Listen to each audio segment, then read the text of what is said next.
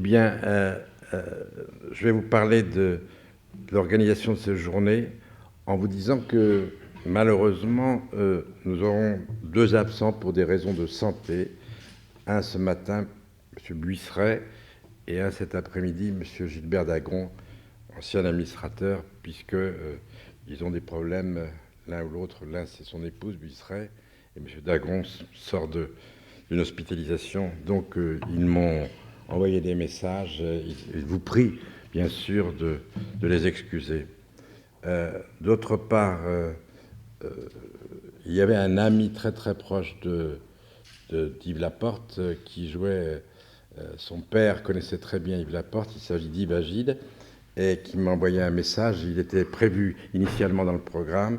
D'ailleurs, c'était un partenaire d'Yves Laporte. Ils jouaient souvent au tennis ensemble. Et là encore, il m'envoie un message de sympathie pour dire combien il s'excuse de ne pas être là aujourd'hui. Enfin, Alain Berthoz, malheureusement, dans la date que nous avons choisie, ne pouvait pas être présent non plus, mais il a enregistré le message qu'il voulait dire. Alors, nous avons organisé cette journée parce que Pierre Corvol me l'a demandé quand il était administrateur. Mais de toute façon, pour moi, c'était évident que nous devions organiser quelque chose. Nous avions tous envie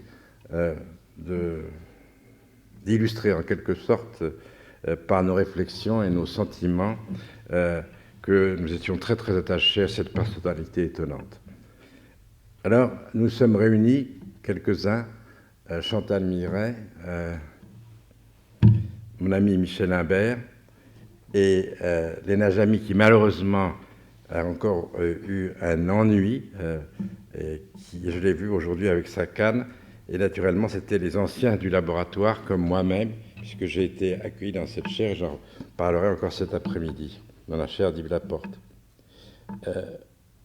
Comment nous avons voulu organiser cette journée? C'était simple. D'abord, nous avons demandé aux deux filles d'Yves Laporte, Anne et Aimée, de travailler avec nous. Et je dois dire avec beaucoup d'émotion que j'ai retrouvé en les rencontrant beaucoup des qualités, des caractéristiques de la personnalité d'Yves Laporte. Et j'étais très très heureux, comme mes amis, de pouvoir organiser cette journée avec ces deux femmes étonnantes par leur simplicité, leur modestie. Et nous avons évoqué de différentes façons combien nous étions les uns et les autres très très attachés à essayer d'illustrer le mieux possible le souvenir d'Yves Laporte. Donc, après quelques discussions, il nous a paru que le plus simple était de demander aux intervenants, ceux qui avaient participé d'une manière ou d'une autre aux 4 périodes de la vie remarquable d'Yves Laporte, on y reviendra, en quelques minutes, 10 minutes chacun, eh bien, ce que leur appelait finalement leurs échanges, leurs collaborations, leurs travaux, leurs conversations avec Yves Laporte. Et finalement, chacun va le faire à sa façon, de la façon la plus libre possible, et présentera ou présentera pas quelques photos, quelques documents. Voilà, donc il y a aussi eu une idée formidable, et c'est Sophie Benita qui est ici qui me l'a suggéré, c'est que chacun donne un titre à cette présentation. Puisque je parle de Sophie Benita, je voudrais dire dès le départ, comme l'a rappelé Serge Haroche, que bien sûr la Fondation Hugo nous a beaucoup aidé, va nous aider pour organiser cette manifestation.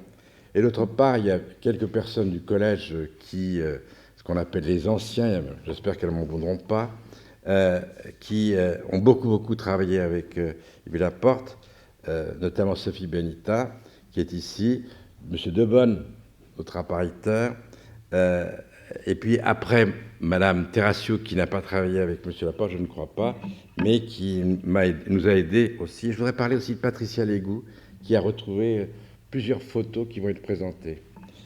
Voilà, donc je remercie ceux qui ont participé à l'organisation de cette journée. Je remercie bien sûr tout de suite ceux qui ont bien voulu présenter en 10 minutes leurs remarques, leurs mémoires, rappeler, si vous voulez, des souvenirs qui, certains, seront très très émouvants.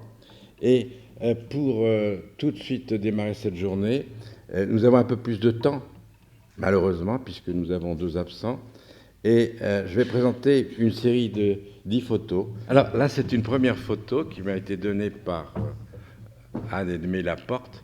C'est monsieur, oui, je dis monsieur Laporte, dans les Cévennes, puisque il avait avec son épouse Béatrice et la famille une maison à laquelle j'ai d'ailleurs été invité. Et il aimait beaucoup me parler de... C'est avec lui que j'ai visité la bambouseraie. Et c'est pour ça que vous avez maintenant des bambous dans la cour du collège, parce que j'ai été très très sensible à cette visite.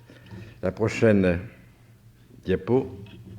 Voici Yves Laporte quand il était moniteur de physiologie à Toulouse. Et Michel Imbert en parlera beaucoup mieux que moi.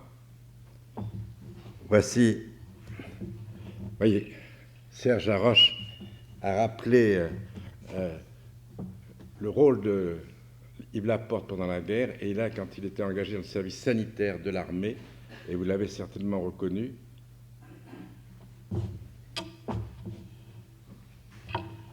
Là, il y a 2 personnalités auxquelles je suis moi-même très très attaché, mais j'en parlerai beaucoup plus longuement cet après-midi.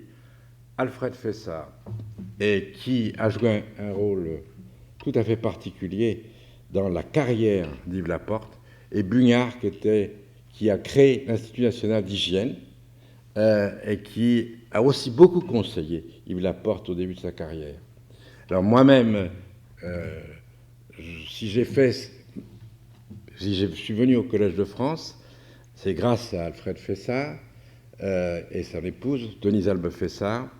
Et à l'époque, nous travaillions, et certains ici, Pierre Buzer qui va arriver, qui s'excuse avec un peu de retard, il est bloqué par une histoire de taxi. Et nous avons eu la chance de travailler dans l'Institut Marais. J'en reparlerai beaucoup plus longuement cet après-midi parce qu'il y a des anecdotes tout à fait particulières sur ce problème. Et en fait, Alfred Fessard est ici. Bugnard était l'homme qui a créé l'Institut national d'hygiène, qui est devenu l'INSERM, et qui, au départ, a permis à des jeunes chercheurs comme moi-même de faire une carrière dans cet institut, puisque j'ai été nommé à l'Institut national d'hygiène quand je suis revenu des États-Unis en 1966. Donc, souvent, Yves Laporte me parlait de ces 2 personnes. Voilà Yves Laporte dans le laboratoire ici, dans son bureau, professeur. Il écrivait, il dictait souvent son courrier, et tous les gens qui l'ont connu se souviennent de l'attention avec laquelle il écrivait. Cette écriture penchée, les petites remarques dans la marge, et il était extraordinairement rigoureux dans tout ce qu'il faisait, mais l'écriture pour lui était quelque chose où il fallait faire très très attention. Voilà, Françoise Emmanuelle Dunant, une collaboratrice tout à fait particulière et une très grande expérimentaliste que j'ai connue, qui a travaillé dans le laboratoire avec Yves Laporte ici, au premier étage, et qui était véritablement une personne très très attachante, parfois très vivante. Moi j'aime beaucoup, on discutait beaucoup, on se bagarrait beaucoup, et vraiment c'est une personne qui a marqué la vie scientifique également de Yves Laporte et qui a contribué beaucoup aux travaux de l'équipe qui était ici au Collège de France. Voici, voilà, ça se trouve dans une pièce qui est devenue en fait la salle de l'Institut de biologie, qui a été créée grâce à Yves Laporte.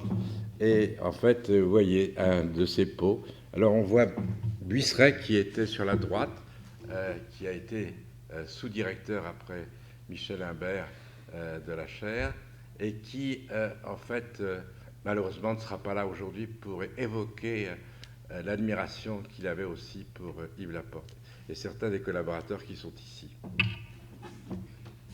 La prochaine, eh bien, vous voyez, c'est la complicité. Il y avait une complicité entre Yves Laporte et moi-même, et quand il y avait des pots, vous voyez, devant encore, nous retrouvions souvent tous les deux assis sur les marches de l'escalier, en train de discuter. Et en fait, j'ai voulu montrer cette photo qui témoignait de la complicité que nous avions constamment tous les deux. Et j'en ferai encore une fois référence cet après-midi. Et vous voyez, je ne peux pas m'empêcher d'avoir beaucoup d'émotions quand je revois finalement ces discussions animées. Léna Jambi, qui est ici présente, avec Yves Laporte, et qui a joué également un rôle très très important dans le déroulement des activités de ce laboratoire, et qui a apporté finalement, parce que Yves Laporte savait accueillir des personnalités scientifiques différentes, qui ne faisaient pas exactement, qui n'étaient pas exactement dans la même ligne de recherche, mais qui enrichissaient l'activité de l'équipe. Et Michel Imbert le dira mieux que moi, Léna Jambi aussi, et avec une générosité extraordinaire. D'ailleurs, on va parler souvent de la générosité d'Yves Laporte. Et c'est sur ces mots que je vais passer la parole à Michel Imbert. Vous avez chacun 10 minutes, on a un peu plus de temps. Je vous préviens tout de suite que la pause café n'est pas pour tout de suite, mais elle interviendra dans le foyer qui est en bas. Et je vais laisser la parole à Michel Imbert.